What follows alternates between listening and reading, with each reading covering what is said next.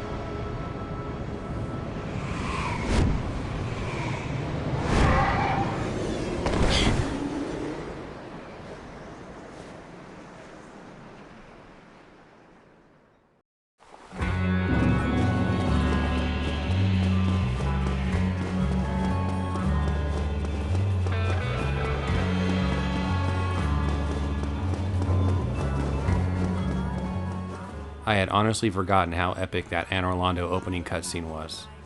The first few times I played the game, I watched all the cutscenes, but once you play the game through 50 to 100 times, you know, you kind of start skipping them. So I honestly haven't seen it in a while, and I had planned on putting music in it until I watched it and remembered how epic it was on its own.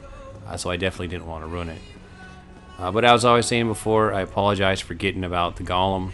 I was on autopilot mode. It was the first probably 10 minutes of me playing, but I remedy it from here, and I don't miss it on anybody else. The Golem would have been really easy to do it on, to be honest with you. Once he kind of was staggered and ready to fall, I could have done just about anything I wanted. So I don't think it was very detrimental, at least difficulty-wise. So a few of you guys have asked in the comment section about the timing of my music. Do I do it on purpose, or do I just kind of get lucky with it? And the truth is, most of the time, I'm actually doing it on purpose. The whole point of this playthrough is for me to add music that I kind of feel fits and I want it to fit the scene. So the way I do that is by resequencing the song. I don't do it to all music. Sometimes it just works the way it is. Other times I'll switch around lyrical verses. I'll shorten the intro a little bit so that the good part of the song that I want to play it comes out faster. But basically it's just me kind of messing around with the music. I edit it directly in Sony Vegas. If you're not familiar with these songs or this music in general, you'd probably never notice. If you are familiar with the songs, and you've probably caught it a few times, it just happened with Iron Man, and it's going to happen again here later. So if you haven't seen that jump before, I did it in my Everything Possible for the Gargoyles video. Honestly, when I did it on that video, I did it live. I've never done it before. I just kind of did it on a whim, and it worked. And the funny thing about that was, I had a rule on that playthrough that basically said, if I die, the playthrough's over. So I don't even know what got in my head to try that. But it worked, and I've been using it ever since. So anyway, we're making our way through Anor Londo. A lot of people like to say Anor Londo is where the real Dark Souls starts. Some people say Sins. But either way, it's going to get tougher from here. Coming up very soon are the Archers, which are the absolute bane of newbies everywhere.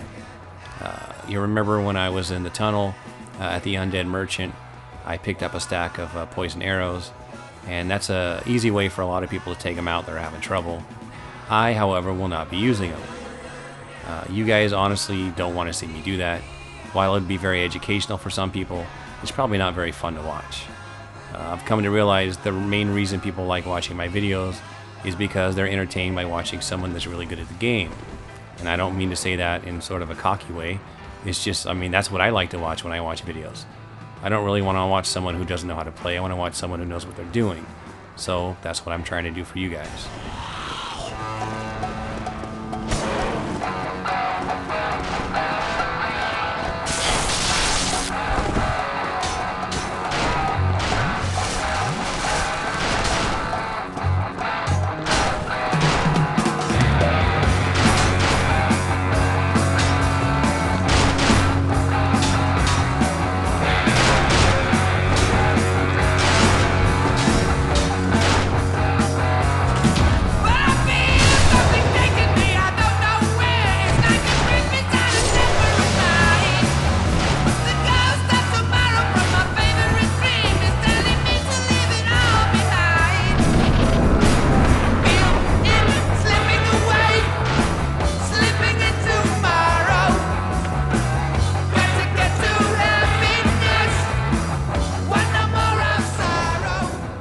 And that, my friends, is how you take out the archers like a boss.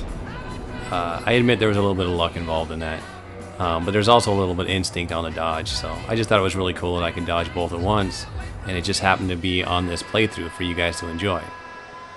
So anyways, I'm making my way to ONS. I'm going to show you a little bit of a shortcut here. It's actually quite a big shortcut. It's very, very common and well known now, but on the off chance there's a few of you guys watching that hasn't seen it, there you go. As I said earlier, the good news is that there's 4 boss fights in this video. The bad news is for those that really like my commentary, there's going to be a lot of breakup in between the action and me talking. Overall, I think it works out okay. You guys should be satisfied due to the quality of the boss fights. As you can see, the black eye orb is quivering. I'm not going to use it yet, but I will take out Lautrec after I take out ONS, because I don't really do it very often, and I just wanted to do it this time for the video.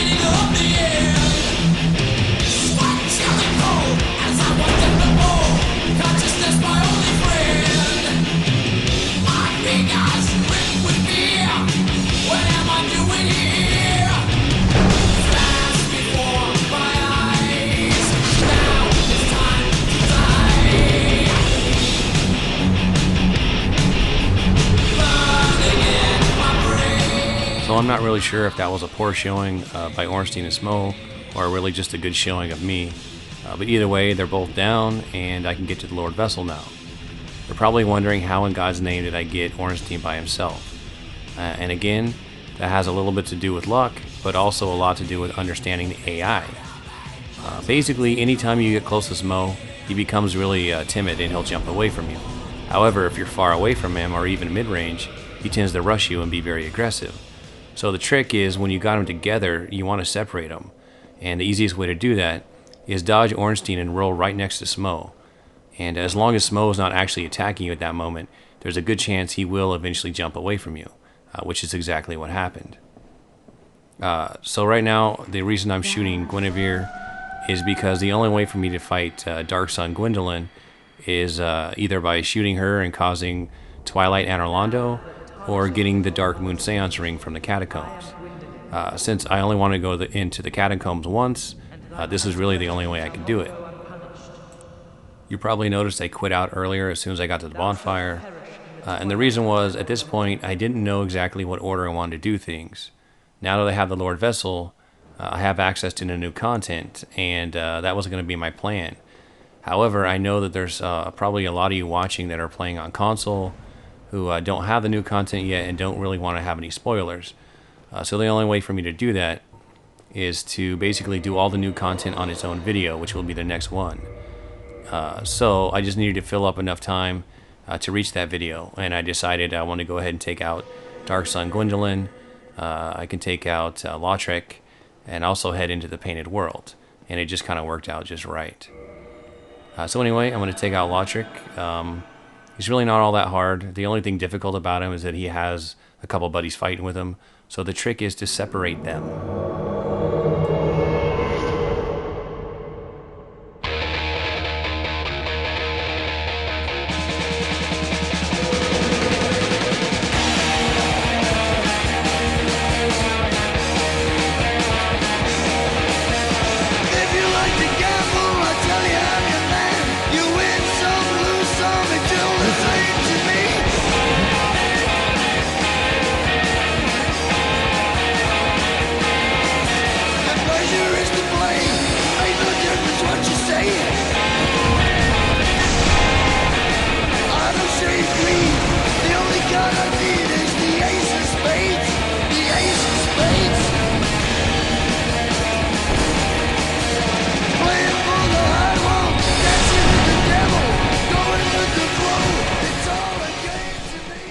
Poor Lautrec, he never stood a chance. As I said, I was on my game today, and unfortunately for Lautrec, things just went really smoothly. In fact, I don't think I've ever had him go quite that smooth before. So I'm on my way to Dark Sun Gwyndolin. I'm also going to take out the Firekeeper, who is waiting at the bottom of the stairs for me. Dark Sun Gwyndolin is an optional boss, so honestly, I haven't fought him all that much. I usually skip him in most of my later playthroughs. However, he is a very easy boss to fight. He may not seem that way for new players, but he only has 3 major attacks, and they all have very, very big tells. The first one is the volley of arrows, and when he does that, he always raises up on his snakes, and you can tell far away right when he does it. You can just zigzag past them. The other one is when he raises his catalyst in the air, and there's a bit of a delay before anything happens. That's his tell that he's going to be doing his super fast soul arrow, I guess you could call it, the really big one. That one also goes through pillars, so the only option is to block or dodge it. I suggest dodging it, because blocking it means you're going to stop your forward momentum, and the trick to killing Gwyndolin is always moving forward to get close to him, because he always backs away from you. And the third attack is the homing missiles, and you can always tell that one because he raises his catalyst, and almost instantly you can see the blue balls form.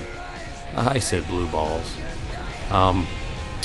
Those have to be either dodged, blocked, or you can get behind a pillar and they won't go past it. But anyway, the whole trick to fighting Gwyndolin is keep moving forward so that when you reach him, you have enough time to attack him a couple times. And there's been something I've been meaning to tell you, and I keep forgetting. When you see me running with my sword up like I'm blocking as I run, even when there's nothing around, you're probably wondering why. The reason is that when you're running with the block animation, you cannot jump, which means you get an automatic dodge while running full speed.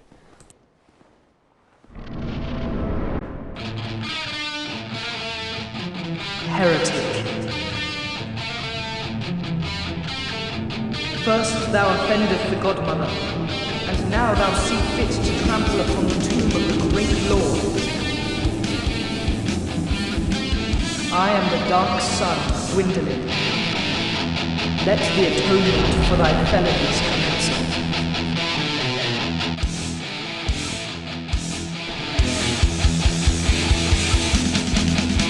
All right.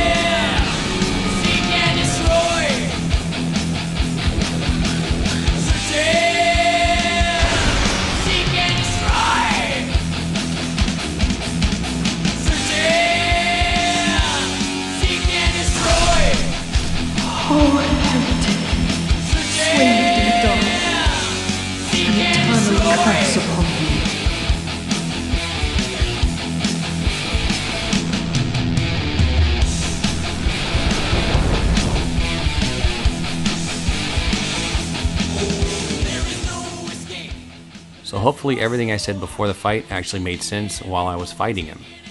I showed you how to successfully dodge every single one of his attacks while still moving forward and never having to block.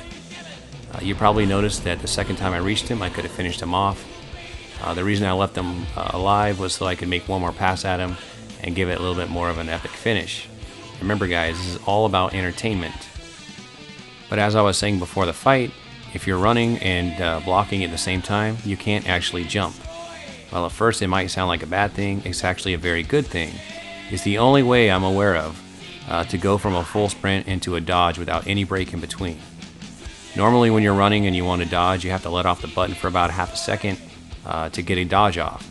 Otherwise you're going to jump, and basically anything that you were trying to dodge in the first place is probably going to hit you. But if you paid close attention during the fight, you probably noticed that I went right through both of his giant soul arrows without even breaking stride. The only reason I was able to do this is because of the holding block while running trick.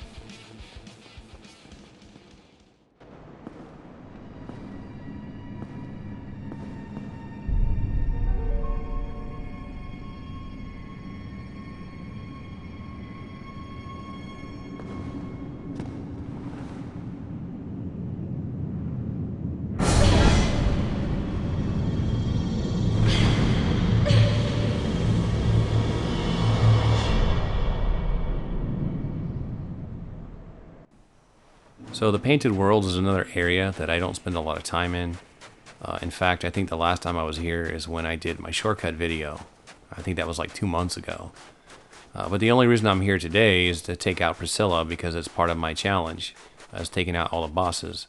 But there's nothing in this area that I need. I've got my armor and weapons already, so there's really nothing here for me to pick up. Meaning I'm going to make a beeline straight to Priscilla and show you guys how quickly you can actually get through this level. So for any new players that get to this area and don't really want to be here, you can follow my method really quick here and just bum rush through it. Now Priscilla, you don't actually have to fight to get through the level. You can pass her by. In fact, I think if you really want to make it through in record time, you only have to kill one enemy, and that would be the undead dragon on the bridge. Now you can go under him using another method, but you'd have to kill other people or other enemies to do that. So as far as I know, the quickest and fastest way through this area is by simply killing the undead dragon, and that's it. So as I was saying, you don't have to kill Priscilla, but a lot of people want to get her dagger so they can get their platinum, or they just want to get the dagger to use. And a lot of people have trouble with that. Now there are a couple of ways to go about doing it. In fact, there's a couple of ways to fight Priscilla in general. There's a few tricks you can use.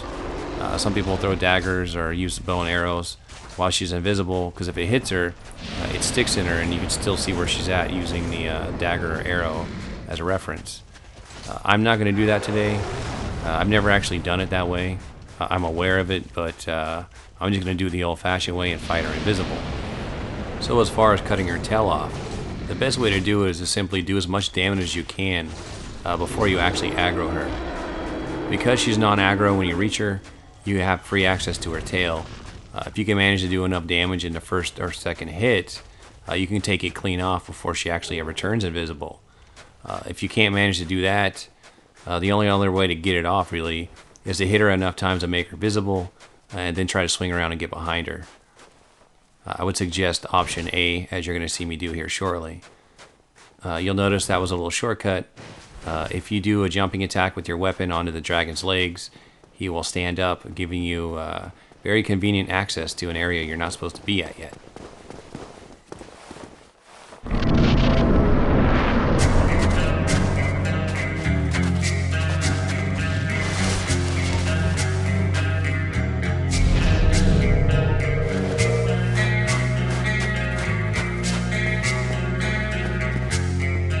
I expected as much from thee. Why dost thee?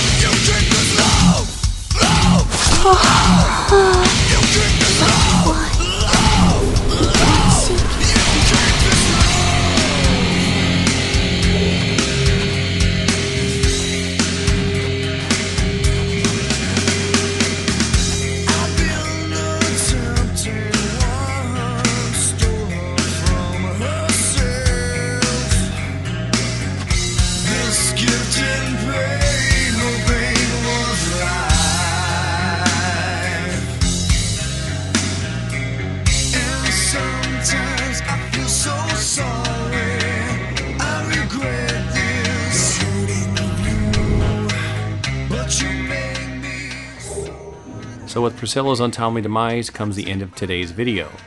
I'm going to go hit and body real quick and pick up Great Magic Weapon. Then I'm going to go back to the bonfire. And you're going to notice it's not the bonfire I last rested at. In fact, I've never rested at the main bonfire in Anor Londo. Reason being, Twilight Anor Londo will automatically spit you to this bonfire unless you actually use the Princess's Chamber one. Anyway, remember that the next video is going to be all new content. So if you're a console player and you don't want to have any spoilers, do not watch it. Skip it until the next one afterwards. So until then, guys, take it easy.